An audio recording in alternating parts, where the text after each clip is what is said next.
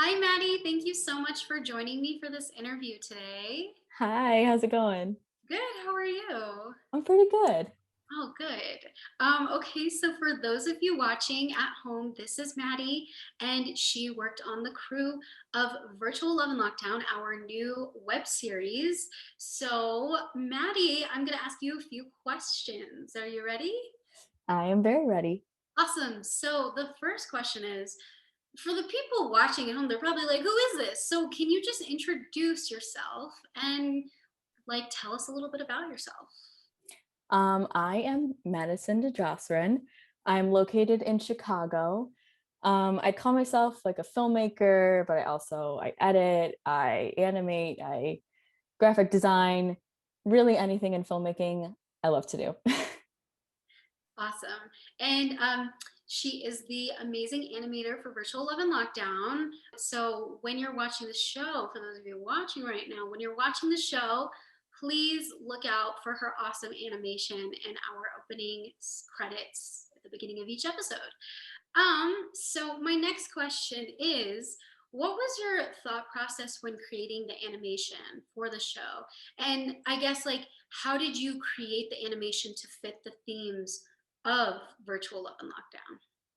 Well, I know the story of Virtual Love and Lockdown is it's realistic, but it's also funny and awkward. And I wanted the title sequence to reflect that. And so I was looking at all these different kinds of fonts, and I wanted something that was kind of cutesy, um, and something that can be relatable and fun and kind of quirky, but also clean and simple because I don't want to add too much, you know, it's just fun. Yes, So exactly. And I think it's like gonna be so simple and clean, but also quirky, like you said, and cutesy. I feel like that's pretty much our show is like simple, but then but quirky. not. Yeah, exactly. So I'm really excited about that, and I'm just so happy Yeah. to be working with you. Yeah, I'm excited to be working with you. And I Oh, think overall, like this whole thing is coming together, and I'm really excited to be contributing to this. I'm just yeah, I'm so happy. So thank you. Mhm. And so you already mentioned this, but you're a filmmaker, kind of like a jack of all trades, a multidisciplinary artist. So, what kinds of films do you like to make when you're creating your own art? I like to make films about basically what I know, life around me. And life around me is diverse and inclusive and open and awkward and sad and funny. And I know that's basically everything all wrapped up in one. But I love to showcase my life and showcase the lives of people I know. And I'm really trying to make films about people that don't have voices, really. Mm-hmm. Um, and keeping things open ended and sometimes confusing and awkward and bittersweet because there's so many moments like that. And yeah, I just want to give voices to those that I don't really see represented in film much. So I feel like that's first of all, it's real life. Those exactly. awkward, open-ended things, but also for Fentress Films, our mission is also just to give voices to underrepresented groups and topics, and especially with the pandemic, just making it accessible for people since Yes.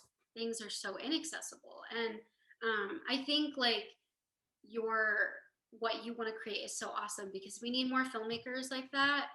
I mean, it's great that we have filmmakers that are creating like just like fun things or Hmm. things that they don't understand, but also I think bringing light to real issues and talking about sensitive subjects and just being honest, I think is so important. So that's really awesome.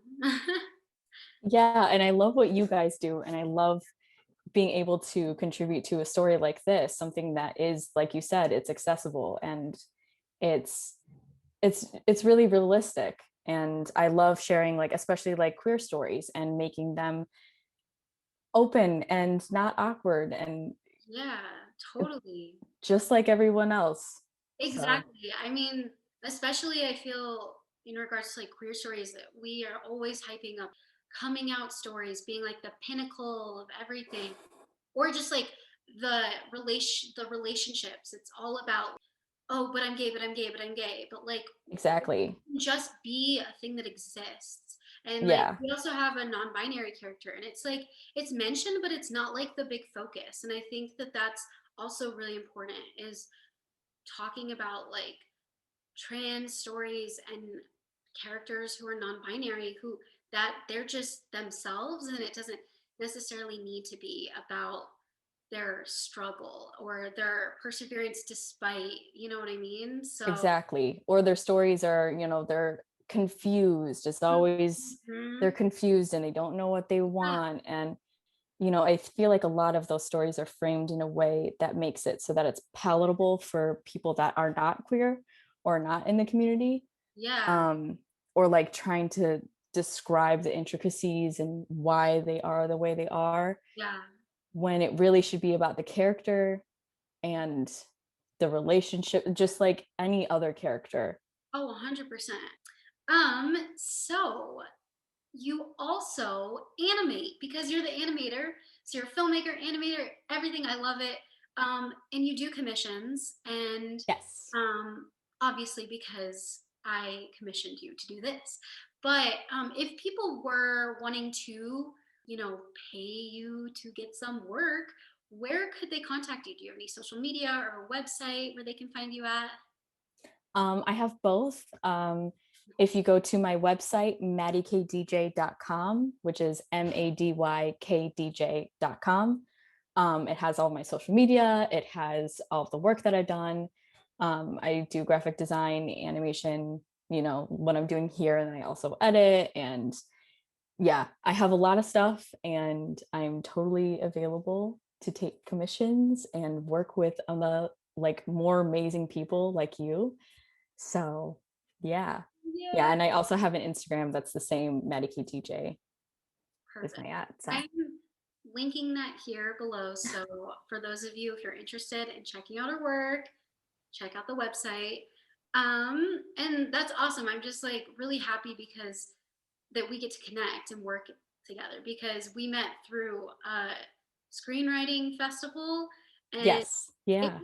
it's such like a coincidence, and I feel like it's so cool how, you know, you make connections like this, and I'm just really happy that it happened the way it did. So Yeah. During the panel, I mean, there were a couple other people, but it was like every answer you had, I was like, oh, yes, yes, of yes, course. Thank you. yes, that's how we felt about you. Every time you talked, I was like, this is gonna be good, this is gonna be good. I feel like that screenwriting panel, it was so fun to hear everybody's different like perspectives, and also just to hear another younger person like myself just speaking about something and me being able to like relate to it so much, you know. Hmm. So Yeah. I'm just really happy. I And am too. yay! So getting back on track. Um, my last question is, what do you want people who are going to watch the show, what do you want them to know before they watch it? I would say it's fun. You're in for a ride. Um, and yeah, I mean, kind of what we talked about, even just with like touching a little bit on like queer representation in general. And just, I think it's important to know that it's realistic, it's real life. Yeah. And we're all struggling with the same thing. And, it's fun to go along for the ride. Yes, exactly. It's life. Life is a ride. So that's a really good answer. Thank you again so much for doing this interview with me. It was really fun. Thank you. Of course. And for those of you watching right now, Virtual Love and Lockdown premieres on April 20th. That's when the first episode premieres, and then we'll be releasing a new episode each week. So it's going to be a few weeks of a lot of fun. So please stay tuned. And yeah, thanks again, Maddie. Thank you. Bye. Bye.